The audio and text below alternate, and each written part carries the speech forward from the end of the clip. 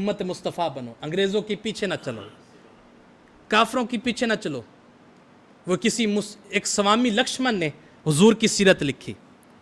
उसने हुजूर की सीरत इतनी प्यारी लिखी कि हर लफ्ज़ से मोती चमकता महसूस होता था।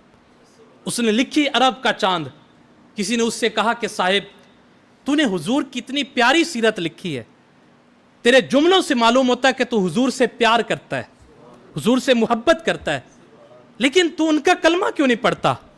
कहा, जब मोहम्मद अरबी की सीरत देखता हूं तो दिल करता है कलमा पढ़ लूं, लेकिन जब मुसलमानों का हाल देखता हूं तो कहता हूं हिंदू ही चंगा हूं मैं।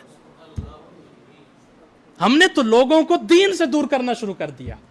और खास तौर पे मैं उलमा की बारगाह में गुजारिश करूंगा, वो उलमा जो मिंबर और महराब से एक दूसरे की टांगे खींच रहे हैं, वो टांगे ना खींचे खुदा के लिए।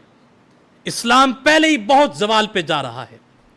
एक दूसरे को सपोर्ट करो, एक दूसरे को प्रमोट करो और उम्मत मुस्तफ़ा को रूज पे लाने की कोशिश करो, इस्लाम को रूज पे लाने की कोशिश करो।